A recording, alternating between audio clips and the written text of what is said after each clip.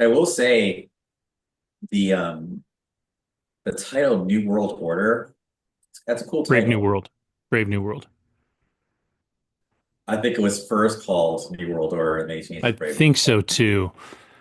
And I feel like they should have just done away with that.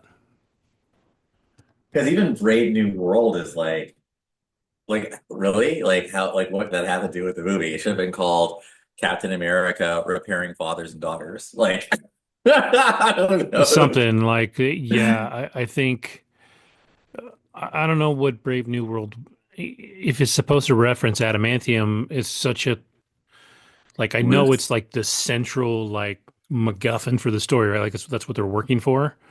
But it just doesn't really work as a title. Like, the title doesn't make sense. And if anything, to me, and I guess we're kind of already talking about it, we can just go. Yeah, let's go. Um, but if anything, I was talking to my kids about this, and this is the opposite of a Brave New World. As a matter of fact, the purpose of this film, it felt like, was to cement Sam Wilson as Captain America, Mhm. suggest that the Avengers need to come back, and just make a decent movie.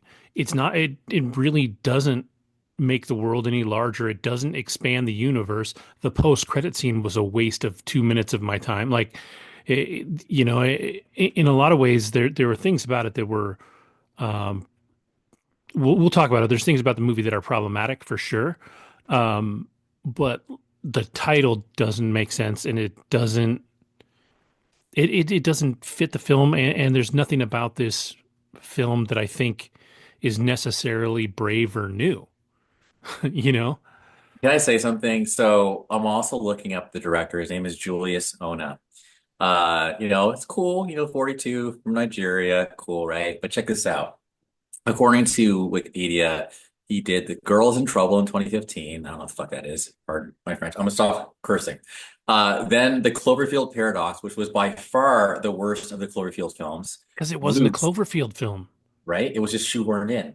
Then Yeah. Loose, 2019, and now Captain, like really? So I think we're just gonna just start. We're gonna start tearing this Yeah. thing to shreds. Man, the dialogue, every time they just stopped the action and just were talking, I honestly couldn't stand it. Was bad. I felt like what saved the movie was to me the action scenes, particularly for me the battle over the Indian Ocean and all the fighter Hmm. jet stuff and with the Japanese and the Americans, like that set piece was phenomenal, untouchable. Yep. And I was actually thinking to myself, like, it's hard to fill Steve Rogers' shoes. But then I'm thinking to myself, could Steve Rogers have stopped an international crisis like two, mind-controlled fighter pilots attacking the Japanese fleet? No, so it's like Sam Wilson, in my opinion, earned his respect in that scene. But outside of that, man, I just felt like the dialogue was painful. I felt like a lot of the movie was a Frankenstein's monster. You could tell they're just piecing things together to make it work.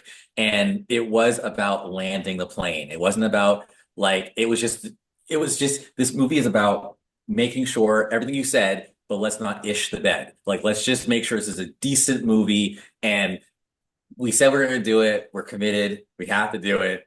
All right, we survived. Like, and I will also say, to be fair, by the end of the film, I did buy Sam as a bit more of a legit like leader. In the beginning, it was a little for me shaky, but once the action really starts going, once he gets stabbed in the knife with the Kevlar suit, and he's just like whatever, like maybe that's like Hollywood, or maybe that's like no, he's a soldier and he knows how to take pain. I respected that. So anyway, that was an initial what's the word rant, but I just had to get that off my chest right away. Well, as we dive into, I mean, what, on a scale of 1 to 10, would you give the film for yourself? It's funny because another thing I'll say is I didn't go alone. You guys can read between the lines, and the person I was with did fall asleep at some points. So to me, that's not good. I would rank the film a 6.5. I would say I call it literally middle tier Marvel, if not middle to lower tier Marvel. You know, But again, it could have been worse. So that's why I'm not Sure, like hating sure. it. Like it's not Thor Love and Thunder, for example. Yeah, and I think just as an example, I went with my three boys who are notoriously very different. They like different things in a movie. My middle one can be super picky. My youngest can be super picky. Every single one of them walked out happy with that movie. Happy.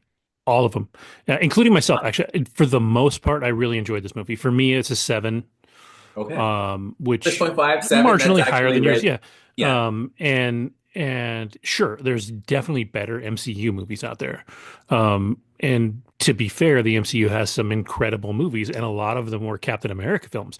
So like it's a tough field to land in. It's not like we were doing another Iron Man and you had to compete with Iron Man 2 or 3, right? Like you have to compete with Civil War, you have to compete with Winter Soldier, you have to compete with even the first Captain America.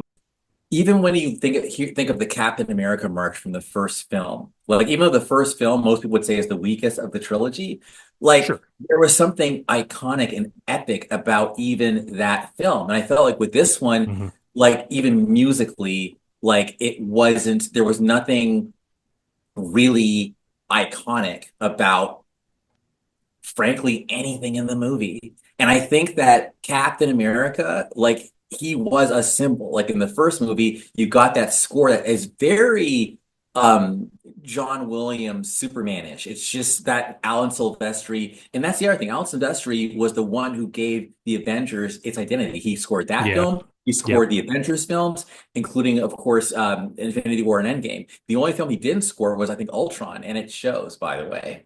So, I think that if you're going to be a symbol, right? Batman's a symbol, Spider-Man's a symbol, Captain America's a symbol, you need to fill the shoes. And I feel like he was capable and he was, he was good, but I it did leave me wanting more. I'm just being 100%. And I think too, I think they did a little bit of a tell don't show with with Joaquin saying, how bad he wanted to grow up and be Sam Wilson. And the problem with that is we never saw from the outside a reason for people to look up to him that way. We knew he was a good counselor, right? We saw that. We know he's, in the military, he's a good, solid leader. Like he got to where he was for a reason. He's not nobody, but as far as the outside world, like for them to have accepted Sam Wilson, it feels like all of that stuff's in the background. Even if you watch Falcon and the Winter Soldier, um, he still hasn't been accepted at that point, and now they're starting this movie, and they're like, "Look, he's Captain America," and everybody's, behind him, and that part never happened. With the original Captain America, and I talk about this with my kids too. That movie had to start in the 40s because you needed he's so good and you need a villain that's so bad for him to face off with so that like his goodness kind of makes sense and setting it in the 40s like you can kind of just set that old like old-timey Americana goodness and then roll with it and Sam never got that moment to um to be Captain America. He just all of a sudden was. He didn't really have the moment to become, which I think Falcon and the Winter and the Soldier was supposed to be. They were But like from trying the to public do. eye, that Yeah. never happened. Like for us as fans, like we saw it, but like then to them, how the way they talk about him in the world doesn't quite line up with what we've seen. Yeah. And even like the other thing about that I'm big on too is kind of like, and again, I think Sam's doing a great job Hmm. without any powers, right? But even when you go back to the first film, the first Captain America film, you see how the other soldiers mock him. Like he's just basically Yep. on stage being like a puppet, basically, until finally he breaks the rules and he goes and does that rescue mission, brings them back. And that was the beginning of, okay, you're more than just like a puppet, like you actually are legit. And I Yep. think that that's, it was a bit muddled. Again, I think we're on the same page, like 6.5, 7, like it's a everyone who says it's not a great film, but it's not a bad film, I think they are right. I think anyone who says it's an amazing film is tripping. I think anyone who says it's a terrible film is tripping, but I don't know what did you like? Because I can also tell you about what I liked because I did talk about the Indian thing, but is there anything else that you liked about it or your kids liked? Yeah, I mean, just like the general feel of it. I mean, the tone was overall solid. Like I said, I liked that it established Cap going forward. I actually really liked Harrison Ford.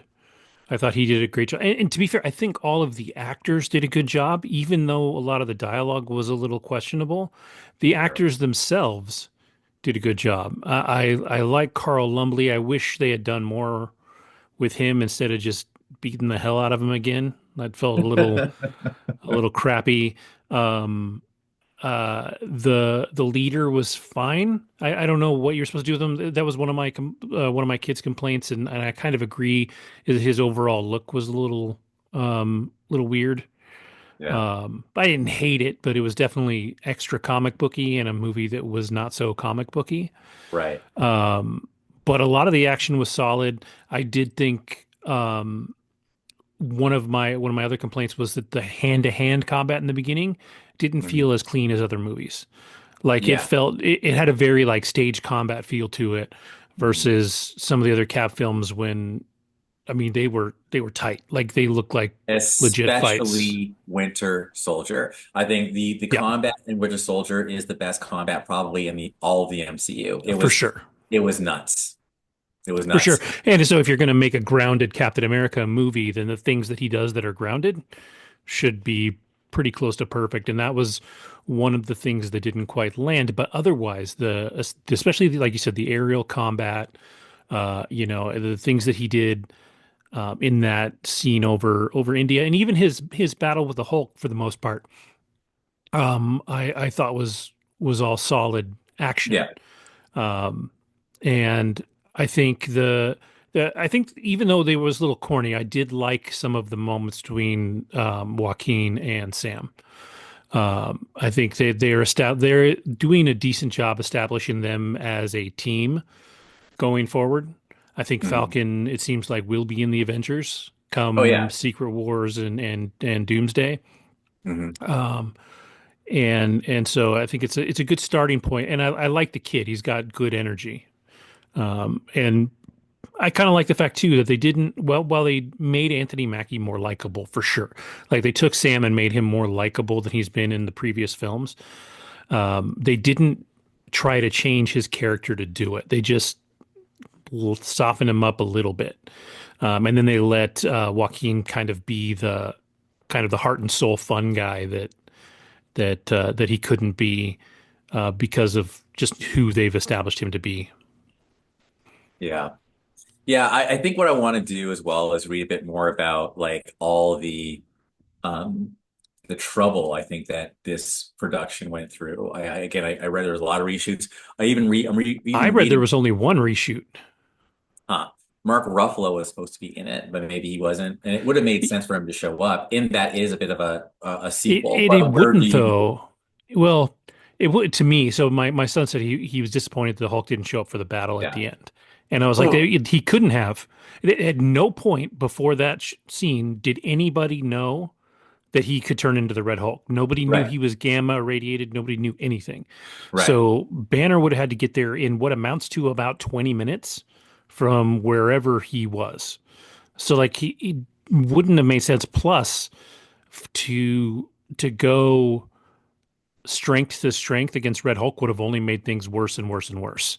Oh yeah, they're going to be. Yeah, I'm not saying I want the original Hulk to show up. I'm just saying, if this is going to be a sequel to the original Hulk film, some connection. But then again, you've got two recastings, right? You got Ross, and then you've also got, of course, Banner. So maybe either True. way, the fact I is, what where I wanted him to show up was in the raft at the end to oh kind yeah, of yeah, yeah, yeah, yeah. because at some point if they're going to try and de-gamify Ross, Banner has to be the one to do it.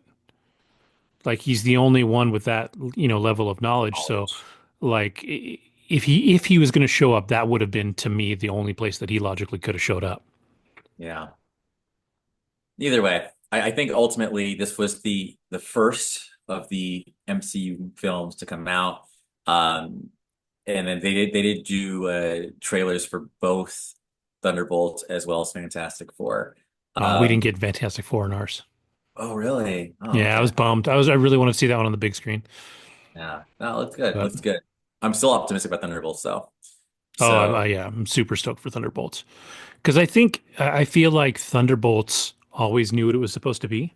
So when you look at even the first trailer, you knew it is lighter than this for sure. It is a little more going to be a little more over the top. The action's going to be a little more super, you know, and there's some surprises in there. We don't know just how badass Sentry's going to be. There's some stuff that we just don't know. I think Julia Louis-Dreyfus is an amazing addition to the show. Every time she's popped up, she's been great. mhm. And so to see her in charge is going to be fun. And I just think overall, it looks like it's going to be really solid. I think we've said it before, but I think that's going to be the best of the three Marvel movies this year. What I am happy about is to see that at least financially, this Captain America movie is doing really well. Yeah. I'm really curious to see what it does into the next couple of weekends. The other thing is too, I haven't looked it up, but I know it started off rough on Rotten Tomatoes, but the Hmm. audience scores have been a lot better. It's around a 50%, I think, from the critics, Yeah. and it's an 80% from the audience. You just Um, look down? yeah, yeah, Okay. like right this second. And for me, like I need to read some of the critics' reviews because it's tricky because I feel like people are so confused about what they want from the MCU at this point because you've got people that say, "Oh, it's too grounded," but they're also the same people that said, "Oh, we're too broad in our storytelling now after Endgame because of the multiverse and all this." So it's like you kind of got to pick what you want and then decide what the story should be. Um, but overall, I think like we said, it's a solid entry going forward. It's not breaking the mold. It's not anything amazing. I think when you're talking about reshoots and things like that, one of the scenes that absolutely stood out to me as different from the entire rest of the movie is when he is talking down the Hulk.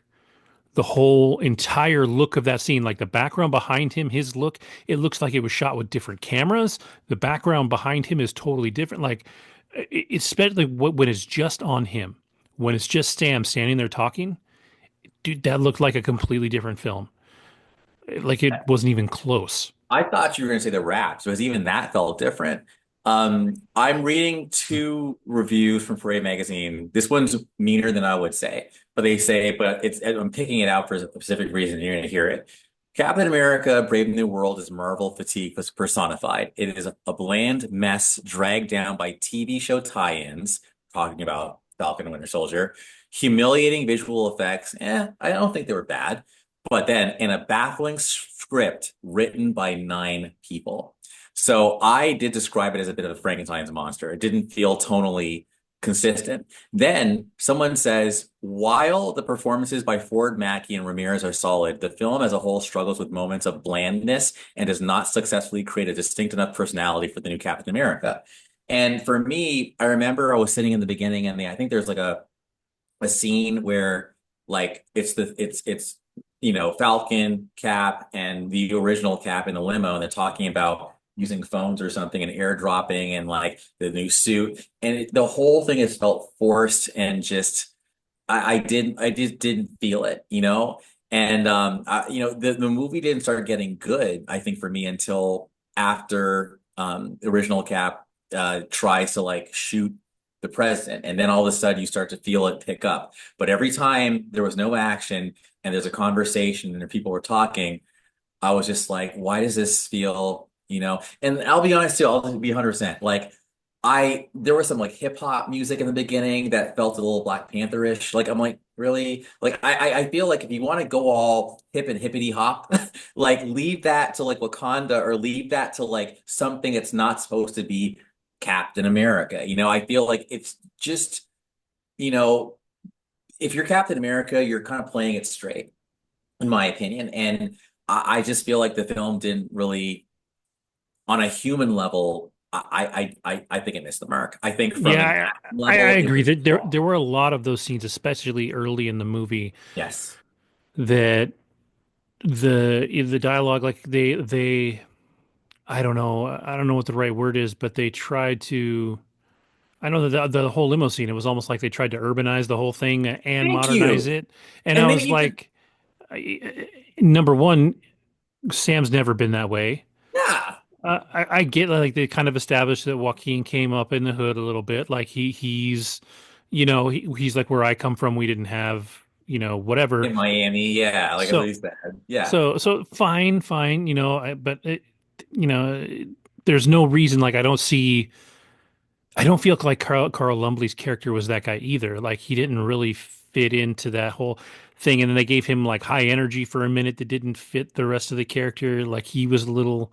I get that he was excited, but at the same time, he's supposed to hate this guy. Like he's not really supposed to be super pumped about going to see the president, right? Like, Yeah, yeah, and then even that whole like gym scene where it's like, like they're like, hey, I'm ready to train with like the original Cap, whatever. And they're like, it just felt forced. And I just feel like whenever something feels forced and you're trying too hard to be whatever it is, I think they're trying to be too hard to be cool and like buddy-ish and just it was just lame, man. Stop it. yeah, I just feel like none of the original like MCU films, and the ones that did feel a little forced weren't even that forced. Like Iron Man 3 is probably one of the first like major kind of not even major, but it was definitely a misstep a bit.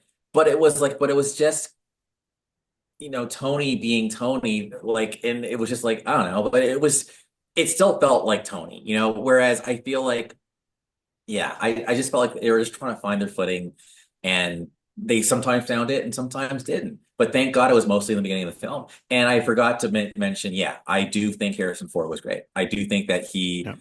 he did the best he could do with what he was given. There's a great interview out there.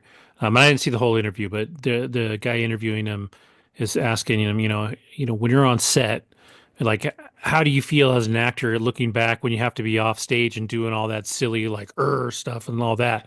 And Harrison looks at him, he's like, I don't want to burst your bubble, but that's what the money is for. Like he's so funny, like he's so grumpy and so funny, and it's so perfect, and Uh, uh, he's just I think Harrison Ford is the time in his life where he wants to do things that make him happy. yeah. And he was excited to do this. Like he was happy to do this, and he didn't really give a shit if you didn't like it. And I think maybe that helped his performance more than anybody else's. Like if you don't like Thaddeus Ross in this, if you don't like Red Hulk in this, you may not see him again. It may not matter. Like Mackie, he needs this to work. Even like Joaquin, you need it to work. Like these characters, you need it to work. Um, but for for him, it doesn't really matter. Like I'm sure they'll find a way to use him again, especially if God willing, Harrison Ford lives another decade. They've already established that he's not young. Potentially he can't take those pills anymore, right? And those are the only things supposedly keeping him alive. So, that is an interesting thing. A I like weird. Giancarlo Esposito. Yes, yes, He yes. was a good addition. I would like to see them bring him back somehow. I don't know how because he's about to go to jail and stay in there for a while, and I feel like that No, but was an he said, I underused. will break out. He said that, and if Oh I do yeah, break out, I will kill you. He was Gustavo Fring times 10, if you ever watched totally, Breaking totally. Bad. It was, Yeah, yeah, good yeah. call. He was really solid too. Um, there was a lot that worked. There was a lot that didn't, but I think overall, I enjoyed it. It made me excited for what's next for Sam Wilson, more so than I think I have been in the past. I still needed to move up. If I'm hoping that the Russos work in the actual Avengers because I assume that's the next time we're going to You see know Sam. what? You gave me hope. I think the Russos will figure it out. They will figure out how to make Sam like the Ish. because yeah, those guys. That's the unfairness. The Russos did two of the three Cap films. Like, come on, the Russos are in charge. They You did know it's going to three. be amazing. Oh yeah, yeah. They did two of the Cap films plus two of the Avengers films that he was. Correct. Yeah, they did the biggest films in the MCU. Period. Period. And so I think yeah, they may need a little time to kind of figure Sam out, but they've got that time. Like this, they haven't even started filming Doomsday yet. And So as a matter of fact, my favorite Sam appearance was actually Endgame. And I know he's barely in it, but I liked the way Sam just carried himself and got the shield. Like I felt like that was the Sam that I could actually see. mhm. And it was just a different direction, like in terms of like I saw him as worthy of getting the shield in that movie.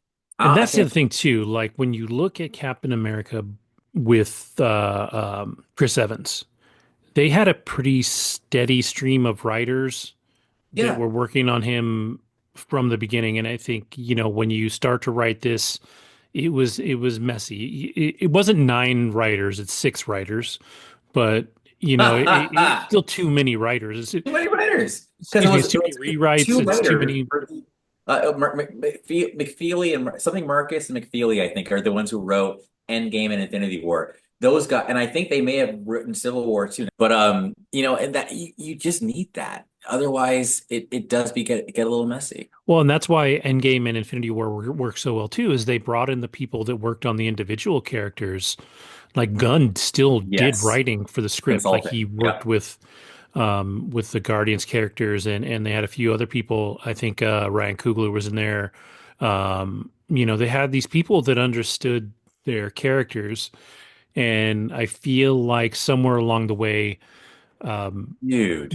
we stopped getting an understanding for the characters. It's not even fair, dude. Check this out. So Christopher Marcus and Stephen McFeely wrote all three. They wrote Captain America, First Avenger, The Winter Soldier, and Civil War, and then went on to write Infinity War and Endgame. So Yeah. Cap was like he had the super soldier serum, even like in the writers. Like he had privilege. No, but he Well, he totally did.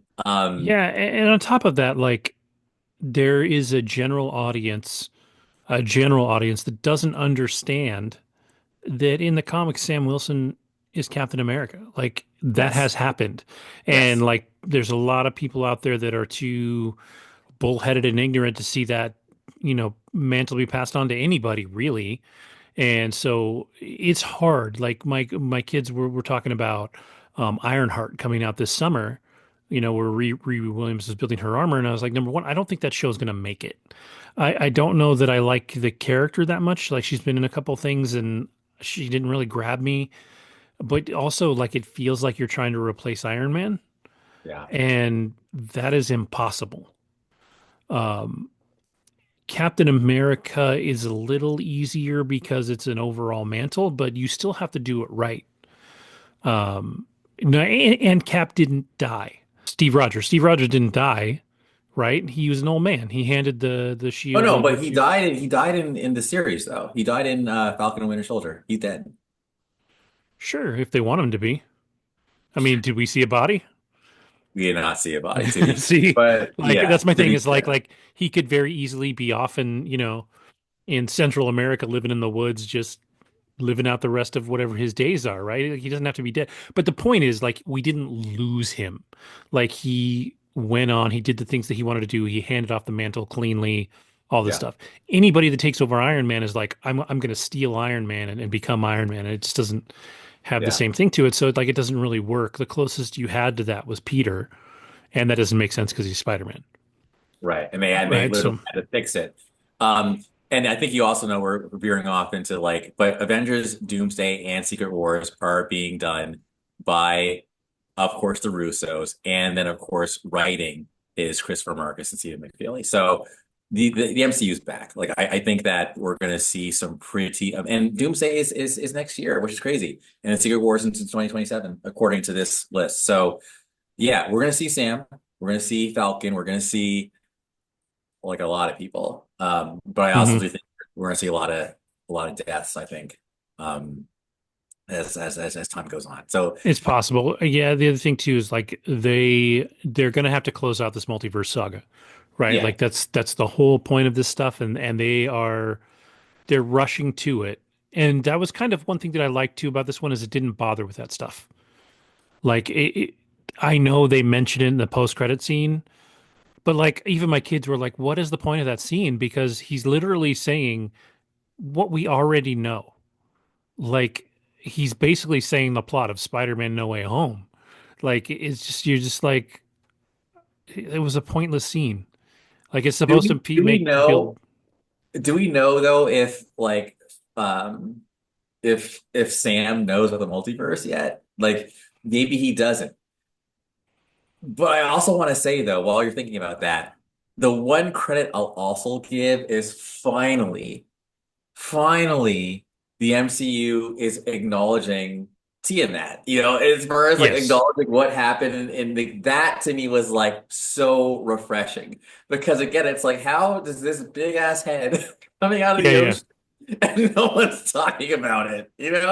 So that was like, okay, finally. And then seeing Adamantium, like I was a little excited. I was like, yeah, like bring on the X-Men. I'm ready. Well, so here's the thing about that, right? So are the X-Men still going to come from a separate universe? Because the They have issue to. that I have with the X-Men isn't that they're going to be mutants, because you could start mutants in any way right now. Mutations could kick in at any time in their lives, right? You don't have to be born with the powers, right? You could be born with the mutation and it not kick in till puberty or whatever, right? So you could do the X-Men around 20 years old and all that. Um, Wolverine is the tricky one. He is the tricky one because he has to have been around for a long time before you put the adamantium in him, right? And so if we just discovered adamantium now and we're experimenting with it, Wolverine has to have been around before then. And so, like, are they going to do the same thing they did with Fantastic Four, where they set it in this alternate, but they can't do that because they're setting it after the multiverse saga? Well, I think it's probably from that universe that Photon went to, maybe.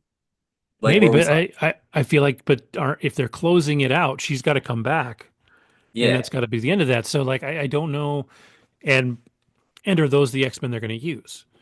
Because yeah, I don't think they're going to bring back old Kelsey Grammer's Beast. Again, I believe I read somewhere that the Russos are also in charge of the X-Men. So Yeah, it's I think I saw that too. I think Disney showed them the money because they seemed done with this ish. But now that they're Yeah. back and they're doing not only two Avengers films, but also probably an X-Men trilogy, Hmm. like, like, and that's the only logical place to go. I think that to avoid superhero fatigue, we've got to get to the X-Men. Like, because they've been away from the movies for what, like, since what, 20, well, really 2014. I would say Logan was 2017. That was the last word on the X-Men. And we're just going to pretend that, Dark Phoenix did never happened. Same thing with the mutants.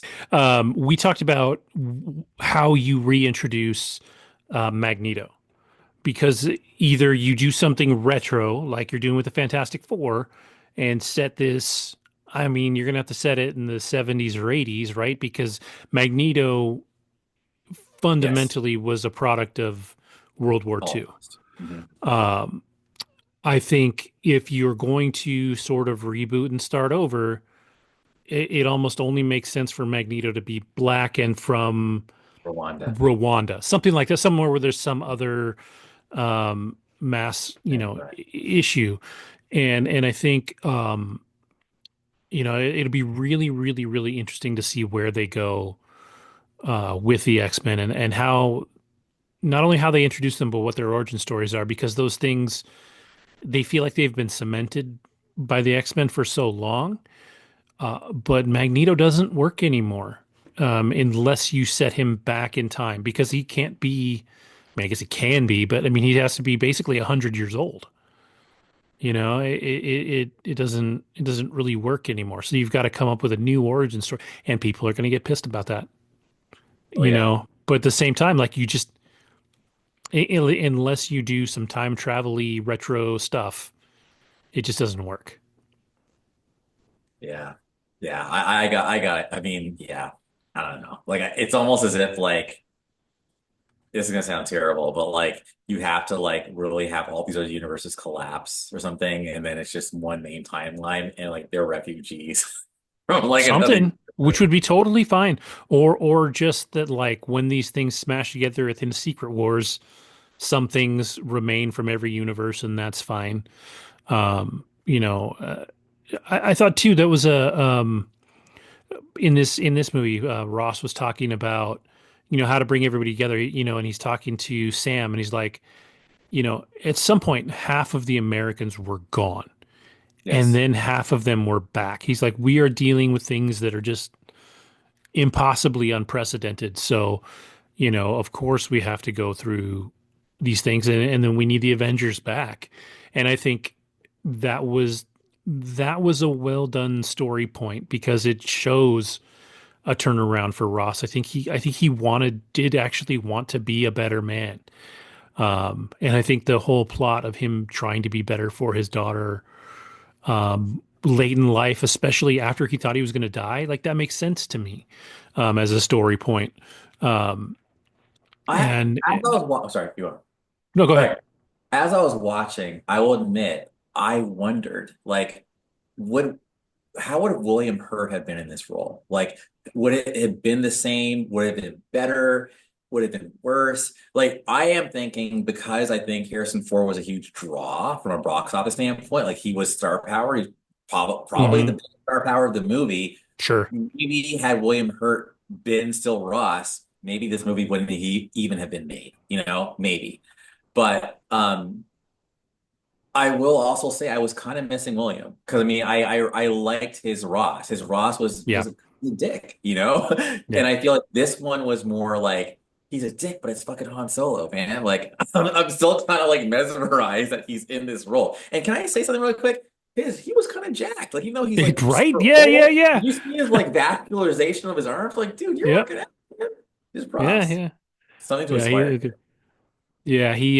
He was good in the role as, I mean, not necessarily a different version of Thunderbolt, but a different of him at a different point in his life. Right. I did love the one flashback they showed with him with the mustache, like just getting Yes. going crazy at the podium. Yeah. And when they show that, you're like, oh, he would have been a great Thunderbolt, Ross, always. Like he would have been really good. But there's something about him as a grizzled old man that will always work, you know, because even when he was Han Solo, like he was like an 80-year-old man in a 20-year-old man's body, you know, a 30-year-old man's body. And he does that part really well. And so I really dug that. Um, but yeah, it was, you know, all in all, it was a solid movie. Like I really did enjoy it. My kids enjoyed it. I think when you look at it post Endgame, right? If you take everything before Endgame out and you look at the films, it's better than at least a few of the ones that have come out since. Um, but at the same time, like some of those films get unnecessary hate. Like I still like um, Eternals. Most people don't. Uh, and that one always makes me laugh because it's what people were asking for. And then when they got it, they were like, no. And they're like, yeah, we need something different. We need to reset the world. We need to see new heroes. We need X, Y, and Z stories told in a different way. And you got all that, and it just didn't really land because people were ready for it. My complaint will always be the pacing. I think that the pacing of the film was way too ponderous. It was Hmm. way too long. And had I would have I just re-edited the film. And I think it could have been better. But for me, it was too much It was too in my, long. Yeah. yeah. Yeah. But visually, it was amazing. And like I said, that's what worries me about Fantastic Four. Like it's got to be tight. But it has that feel of something that looks so different than the rest of the MCU that I'm worried that people are gonna be turned Mm, off by it. I hope they're not, because I think it's gonna be good. I think it's gonna be really good.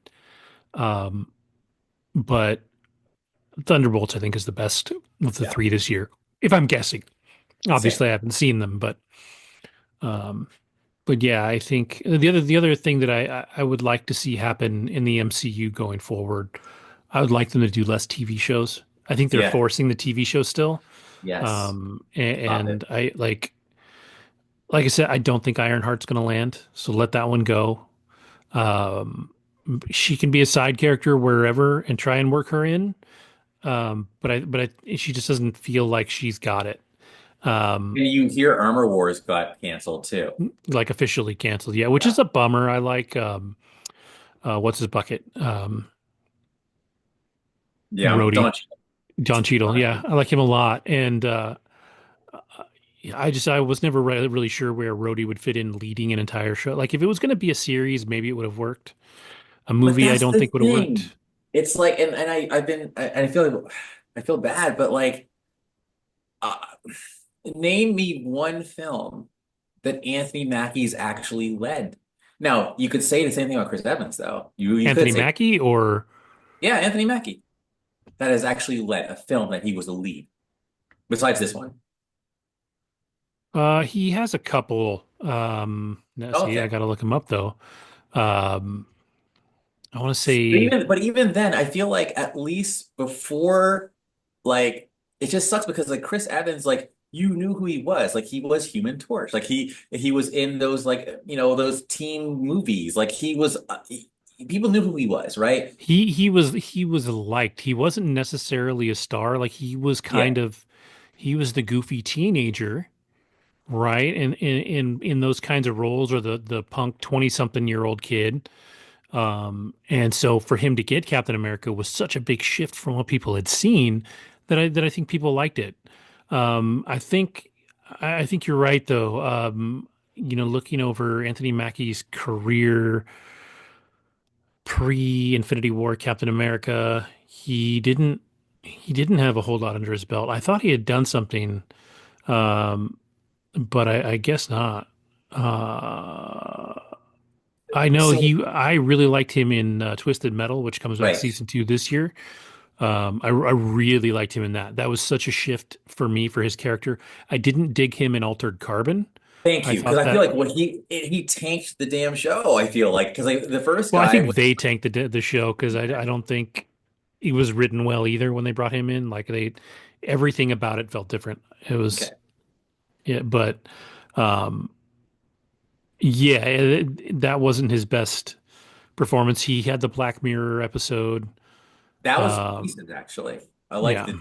That was good. But it's just, again, I just think if you're going to be like the Captain America mantle is one of the big three. We talk about the big three, and so yeah, man. Like again, you guys get the point. I'm coming off as a hater, but I just, I don't know, Well, man.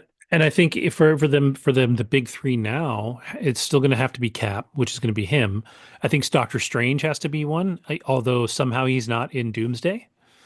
Is the rumor he won't show up again until Secret War, and then Spidey's the only Spidey would one. be my third, but Yeah. nobody knows who he is. He doesn't exist right now. So like True. So they that's why have there's no to, Avengers. right, like they have to bring him back. So like I don't know. Um, I don't know where some of this stuff fits in. Like they definitely have their work ahead of them to make these next Real. two Avengers movies. And I really, really hope that they can make the Robert Downey Jr. thing work and that it's not just a stunt. I believe in the Russos for sure. Like I really, really do, but it can't feel like a stunt. Like it has to have meaning and it has to work. Um, so we'll see about that too. But I think, That's I think, Cap. Oh, yeah, yeah, no, exactly. I think Sam has a good like starting point to move forward now. But they have to build on it properly. Like if they let anything slip, it's gonna slip backwards big time. So it's got to move forward and continue to grow the character. Um, but yeah, all right. Captain America. So I Captain still America. like to be honest, I would if I had the time and the money, I would go see it again in the theater. There were things about it on the big Oh, screen that I did enjoy seeing. Like you said, those action moments really worked. I like the idea of the dogfights. They probably weren't as good as something like Maverick, right? but But that certainly was inspired. hardcore Mhm. um, dogfighting. But they did well up there, and I actually liked the stakes for Joaquin too when he got hurt and went down. Oh You kind yeah, of he see got that his these ass characters kicked. aren't invincible. No, Um, but to your but this is a good segue. We're prolonging a little bit, but I will say they did a good job of convincing me that his suit actually is protecting him because if it's Wakandan armor, if it's absorbing it, and he's using his wings to actually like slice and dice things and stab people, mhm. like I was a little surprised at all the stabbiness, but it's like. And then he even has his helmet. Like I remember when I saw him in the show, and he just has his head exposed in that like Yeah, white you're like, that's just version. not smart. Like Yeah. what? Well, So at that was least my thing like too, though. I was like, if that helmet is nanotech and all that good stuff, why didn't he just have it on when he was fighting the Hulk the whole time? Protect that dome, man. yeah. Protect your head. But yeah, it was cool. The other one thing I noticed, and I haven't decided if it's a good or a bad thing, is historically, Steve Rogers didn't swear, right? Like they even made a joke about it. Right. Yeah, yeah, There, yeah. there was a more than a A minimal few. amount of profanity from Sam Wilson. It's not the worst, like he wasn't throwing out F-bombs or anything, Yeah. but it was definitely more than we generally see in the MCU overall.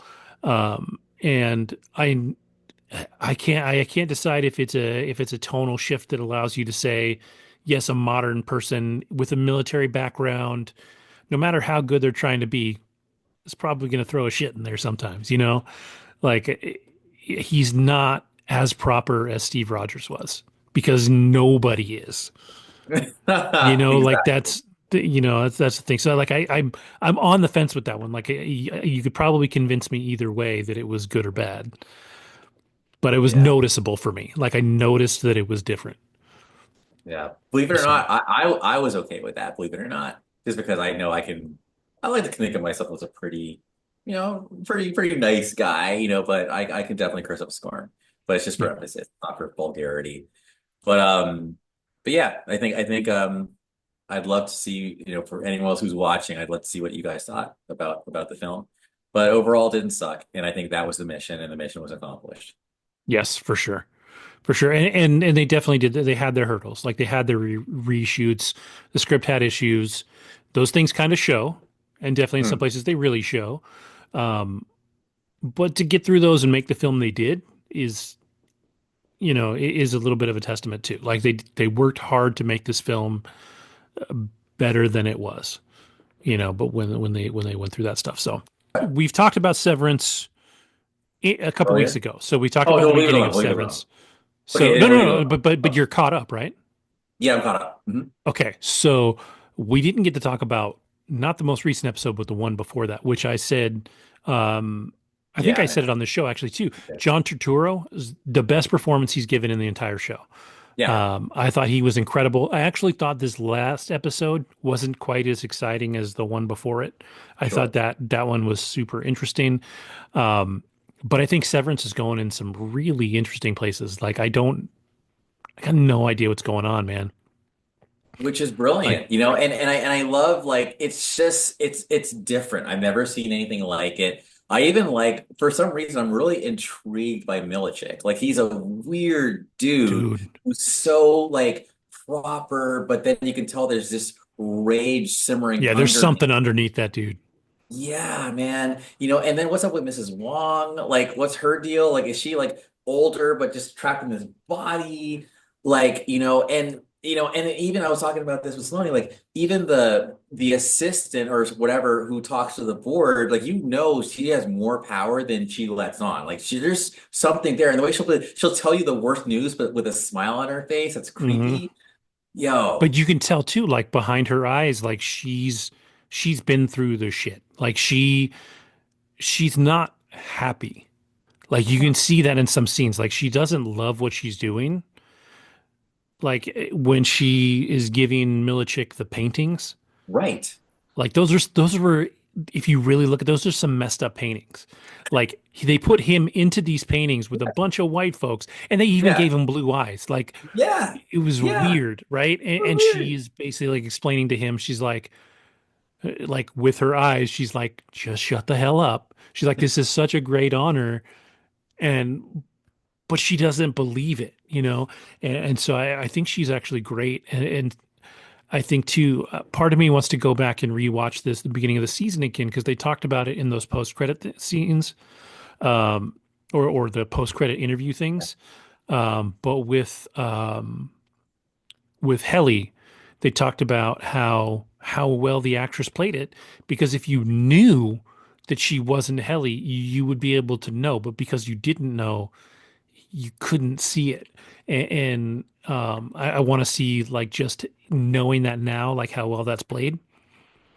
Yeah. Um, So another thing, so I'll just say it. Like Sony she mentioned that the Helly walks differently than Helena, and I noticed it too now. Like mm, Helly, she has more of a hunched, intentional, kind of almost like a plodding walk, whereas Helena is more of a laid back, like elegant, hmm manner to her. And I love that, again, we're just jumping around. I'm forgetting his name, but John Turturro, hmm Irving. The fact that Irving knew the whole time and the way he was able to just say, Helly was never cruel, or just, going, just drowning her, knowing that like there's no way they're going to let this happen to her, like, yes, Seth, help her or whatever. Like it was Oh, just he was so so, dope. He was so good. yeah, And the other thing too is that like it's interesting that Irv or that that Mark was too close to her to see the differences, and Irv just had that much of a space back to be able to recognize that, but also to see Helena let herself go that far into character and into, you know, sleeping with Mark basically, right? Because now Helly doesn't know that happened. Like Helly just had something else taken away from her that, she's already hated being an innie, right? Like she hates the whole thing. And then the one person she found is you never watched Fringe, did you? no, I've Okay. heard X, So obviously. I don't want to spoil anything about that, but there's some alternate universe stuff. And like, if you can't recognize the person that you're sitting across from, like that, that creates tension because you would think that the person you're with would recognize the differences in you.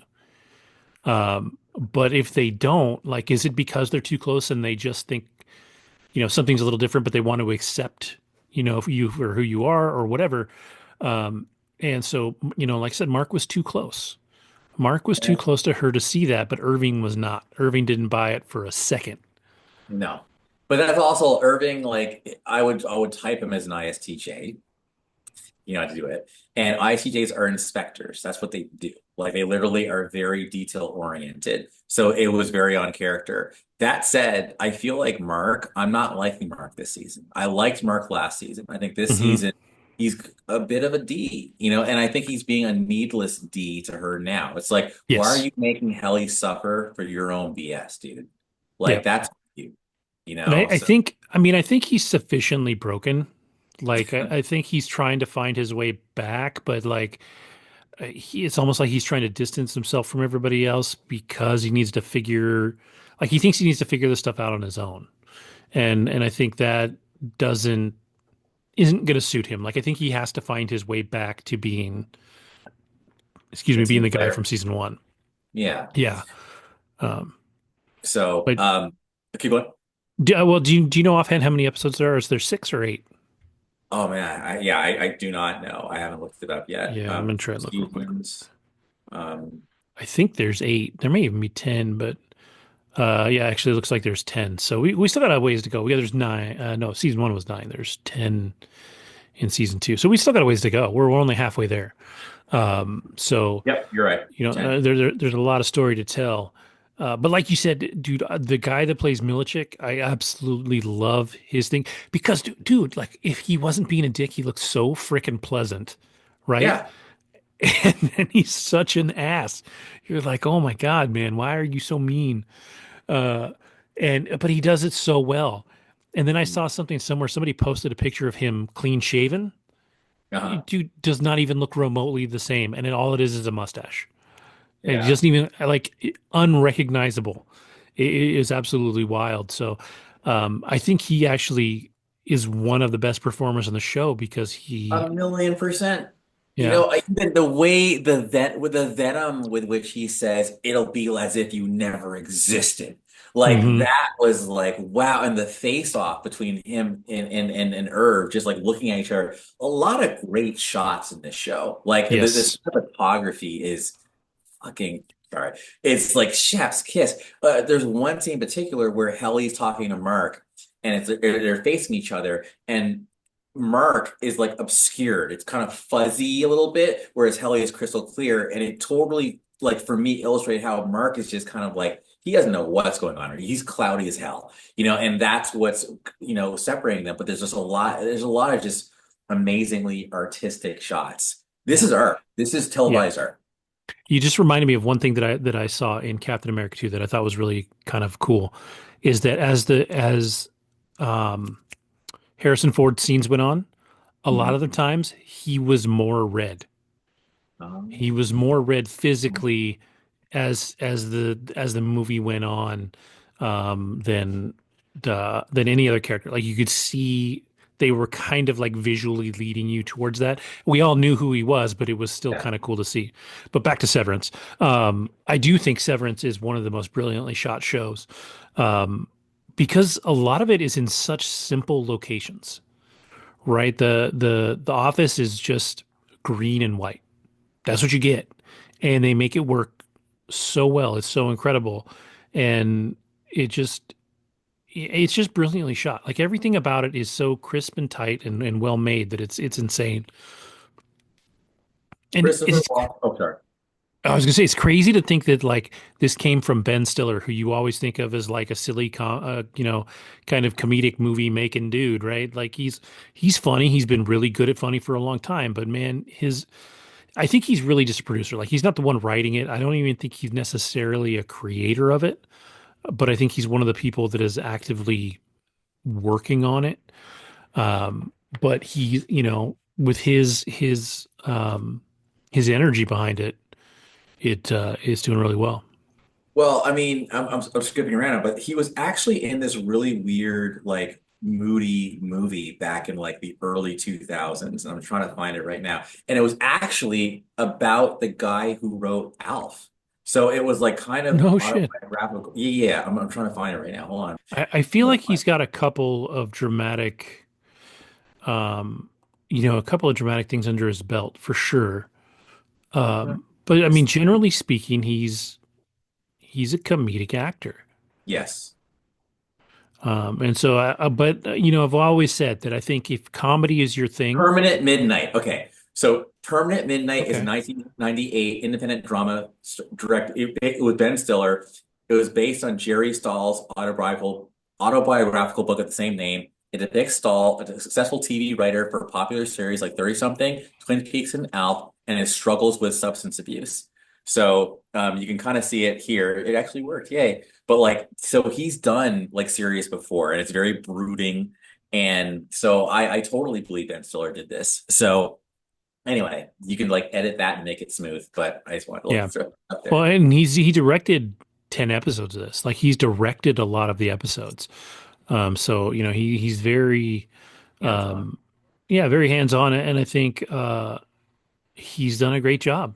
It's such an interesting show and such a creative idea that they can go almost anywhere with it.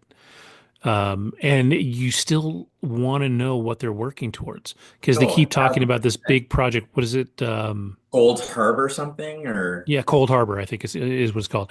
And yeah, like what the hell is that? What does it mean? What's the end game of this whole thing? And I think it's really cool. I think it's going to be a lot of fun to see where this goes. I believe they've already committed to a third season. good. Um, but whatever they do, I want to know that they have an end game in sight, and I don't want them to try and push past that. Like this is a show that will not benefit from pushing it too far. Yeah, Like this because has to be, it it'll has get to be the stale. story and then be Yeah. done. Yeah. Whatever Uh, whatever they're working on, it's got to be like they're talking about you're going to be in charge of the one of the biggest things that humanity's ever seen. So Milchick, oh yo, and even that his eval, like that was so rough. Oh, Like they they skewered him. Like you've done like three like major oh, and it infractions was or just so whatever. cold because they're like, well, it'll go longer if we have to stay through lunch, which you can pre-order. And he's like, well, hopefully we don't have to do that. And dude's like, yeah, here's the lunch menu. And you're like, it's just, it's bad, dude. Like, you're just like, damn, like they come But at it's him so hard. relatable though in a way. It's like I think it's Yes. also what makes this show work because we all know what corporate America can feel like. And I Oh, think yeah, that's yeah. a huge part of why the show works. Oh, because they're all drones, right? They're all in there doing work that they don't even understand. Like that's the one thing that's almost comedy about it. Is definitely like a satire there that they're doing this work and they don't even know what it means. They don't know where it goes. They don't know what it does. They don't even Often know how to real. do it for a while, and then all of a Yes. sudden they know what they're Just doing, clicks. and but they still don't know what it is. Like it is a really hard look at the idea of corporate America and the fact that we're two different people at work and at home. Like that's even Dude, without without that's severance, it's still the same thing. brilliant. And I actually have personal experience, and you may know this or not. I'm not going to admit it on the podcast, but I'll just say when you say two different people between work and home, like that is absolutely hashtag autobiographical. And I'll tell you more when we're off the podcast. Y'all can wonder what I'm talking about, but if you know me, you know what I'm talking about. Yo, that is deep. I want to talk really quickly about the Burke character. I'm looking forward to seeing if this dinner happens between Bert, the Irv Audi, and I guess his husband, Yes, his husband. Yeah, because that's awkward as hell. But at the same time, it's like I like that at least like there might be hope for like Irv, like the innie, because like he can't be permanently dead. It's just that he's been fired. That's different than being permanently dead. And maybe Bert can go back in. I don't know. I want to see him win. I just I want to. It's weird. It's weird. I know he's already taken, but I don't know. At least closure. I want to see closure happen yeah. between. Well, and it's interesting too. Like, I'm curious to see who his husband is, and I almost wonder if it's going to be that guy that we didn't see in the beginning of episode 5, the guy whose face we didn't see, who walked Right. in, took all the stuff, and then left down the hallway. Um, because like that was an interesting thing to show because it had no other relevance. So we were shown this guy for a reason, but Mhm. we have no idea what it was. We don't know what he did. We just know he goes to that hallway that nobody can talk about and that Irv is always painting, Mhm. and then he's gone. So like I don't know. I don't know where that's going yet, but we'll see on that. But Yeah. yeah, I think that's been a pretty awesome just bit, and I think Chris Walken is so just amazing. I've been watching the SNL docuseries on Peacock, and they do a full like 1 hour episode on the cowbell sketch with Will Ferrell and Chris Walken. And it's just like the man is impressive. Like Chris Walken, he just kind of is Chris Walken, and we all just accept that that is awesome. And he can be different versions of Chris Walken and everything he does, and different levels of intensity, different levels of funny versus nasty versus, everything. And he just works and he does it so well. And you watch that documentary and they talk about they did the early day run through of the sketch and they were like, I don't know if this is going to work. Chris is just kind of there, blah, blah, blah. He comes out for the actual show, and I mean, he just kills it. And they're like, he just brought like a whole second level to this thing that nobody knew he was going to do. And it was like Chris Walken doing an impression of Chris Walken, and just like he's awesome. Like he's so good, and this part was so great for him too because he's so like wonderfully subtle. Like always, he's just so subdued and smart and all this. He's so good. He's awesome. Yeah. Indeed. And I'll just also just say that I think all the performances are great. I mean, I love Yes. the sister. She's always like super smart and just whip smart and practical and just sees through the BS. Gotta say, her husband, Rickon, is like insufferably douchey, He but like, sucks now, dude. The actor is doing a great job. The yes, character sucks right now. Like he even for just a second tried to get all snotty with her, and she was like, "What?" Like he said something about like, "Aren't you glad about the money that I'm bringing in?" And she was like, "Yeah, go fuck whatever. Yeah, it." She's like, "Yeah, eat my butt. I'm going to yeah. bed." And you're just like, "Okay, yeah, she's smart. She's really smart." Um, and it makes you wonder how smart Mark is. Because we've only ever seen him broken.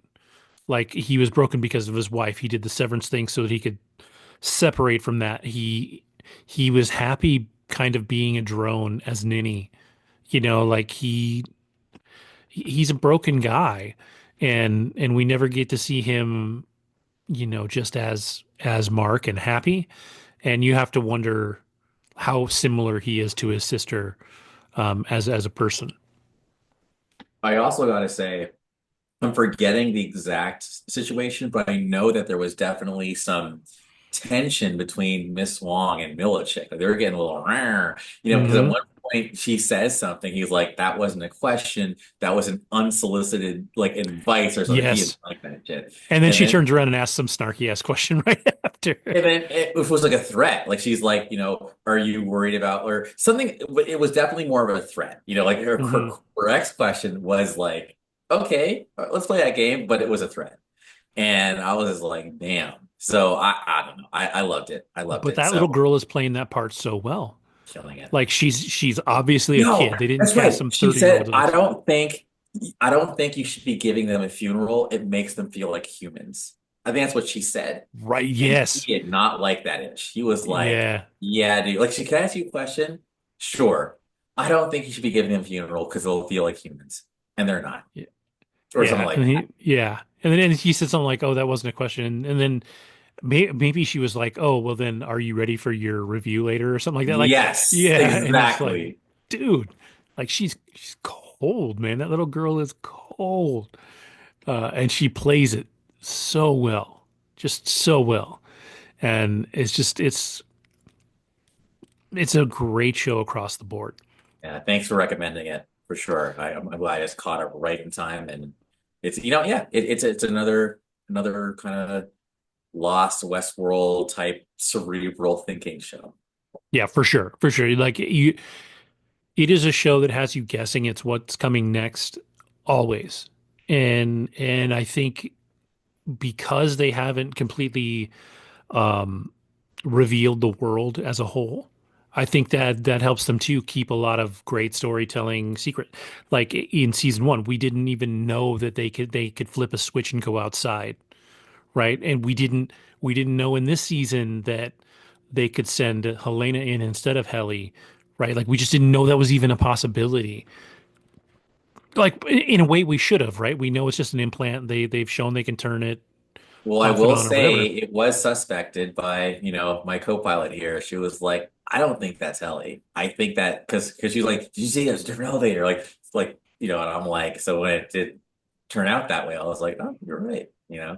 So that's Yeah. why she lied about the night gardener. So Yes. But yeah, it is. It's just a smart show. Like the guys that came up with it, they're earning their paychecks right now. They did a really good job. All right, so Andrew had to jump off after our severance talk. So it's just me here to close out the show. And really quick, I wanted to talk about the movie The Gorge on Apple TV Plus. I don't think I'll take very long because I think, funny enough, a lot of the complaints that I have are similar to the complaints that I had with Captain America. The Gorge is a movie starring Anya Taylor-Joy and Miles Teller. And the gist of this is that Sigourney Weaver comes to Miles Teller early in the film and says, I need you to do this job. He's sort of, excuse me, he's sort of washed out from the military, but he's one of the best snipers in the world, has a great track record. He's just kind of, out of the life. And so she offers him this 1 year job that he gets to go do by himself. and kind of clear his head, and it's super top secret. And so she sends him to this gorge, the name of the movie, right? And there's this, if you watch the trailer, there's this kind of hole in the ground with a layer of mist that he's got to protect. And so he's on one side. We find out that during World War II, I believe it is, um, that the Eastern countries, so Russia and the other Eastern Bloc countries, um, were on the opposite side. And we created a treaty between the two that forever going forward, there is going to be somebody from the American side and somebody from the Eastern side on either side at all times. And their job is to make sure that whatever comes out of the hole can't actually get all the way out of the gorge. Um, and so on the other side, the Russians or whoever it is send Anya Taylor-Joy. And so, we start off where he's trying to, just survive by himself and do all this. And one day he picks up the binoculars and looks across. And of course, there's Anya Taylor-Joy, this pretty girl, um, doing her kind of solo work over there. And, she knows him looking through the binoculars. So she looks at him through the binoculars. They start writing notes to each other that they can hold up and read. Um, and they build this, kind of sweet romance. Like the romance portion of this movie actually works pretty well. It's not brilliant, but it's kind of neat in the way that it moves forward. Um, and so at some point, I'm gonna be spoilery because I think this movie is not as good as some of his parts.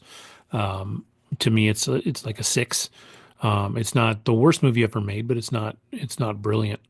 He ties a rope to a rocket launcher and launches the rocket to the other side after he's taken out the warhead so it won't explode. He shoots it across, she ties it off, and he basically ropes his way across the gorge so they can spend an evening together. And again, it's another sweet scene that, from a romance side of the film works pretty well. And, they build their thing. And as he's on his way back, the cord breaks and he falls into the gorge. Now, this is where things kind of start to get a little iffy because and I forgot to say, she is also one of the world's best snipers. So they put both of these two characters, who are two of the best snipers in the world on either side of this gorge, protecting the world from whatever might come out. So he falls in and she takes it upon herself to immediately dive in after him. And once we get down there, we figure out what's inside this gorge and what it is ultimately a chemical experiment gone wrong that um, behind this treaty, Sigourney Weaver's character is running experiments on and trying to basically they're trying to make a super soldier. And the things that are coming out of the gorge are these mutants created from this process. And we come to find out that it's, that's obviously a bad thing, and people are trying to do bad things with the stuff that's down here. And so our two characters, they want to put this to an end. Because neither one is directly associated with their government. At least that's kind of believable. Like they want to do good and they're not bound to true government rules. And come to find out that they're not even working for the government. They're working for this third party, um, you know, uh, um, black ops kind of thing. And so come near the end of the movie, after they've gone through this thing that is a huge tonal shift, right? You have this romantic movie with a little bit of gunplay and stuff like that.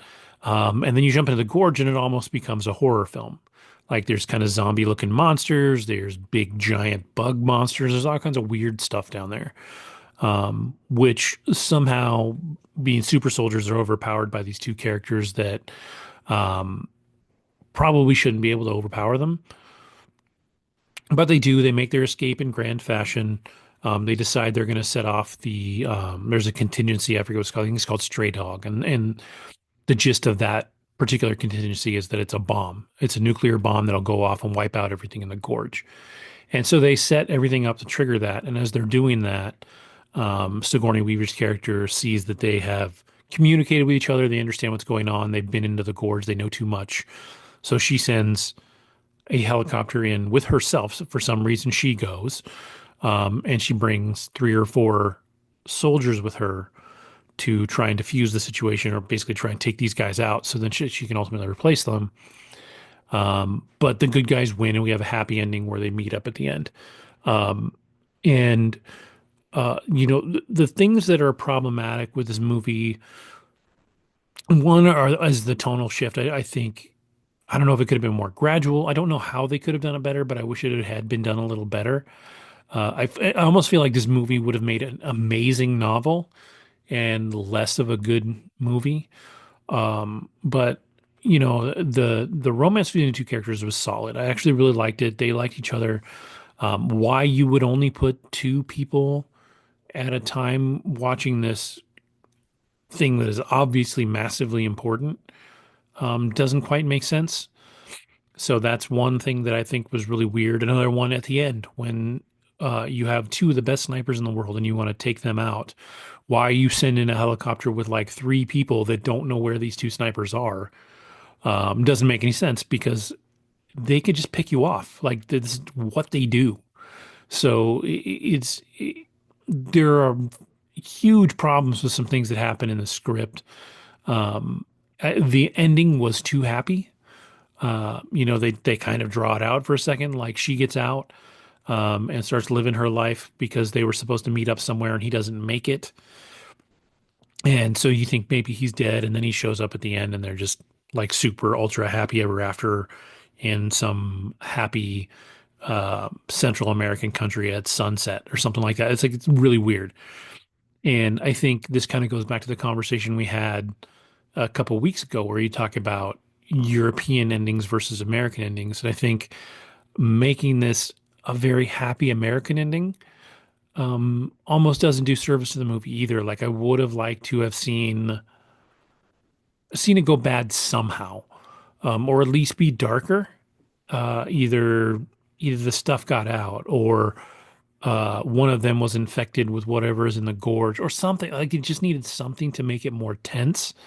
And it was just a super happy ending that didn't, I don't know, that made the movie kind of corny. There's a lot that's entertaining about it. I think it's a little too long. It's about a 2-hour movie. The stuff in the gorge probably could have been shorter and tighter and more exciting. I mean, overall, it's a fun watch. Like, it's definitely a stay-at-home popcorn movie on Apple TV Plus. It's interesting that it showed up on Apple TV Plus to me because they generally do science fiction really well, and that's what this falls into.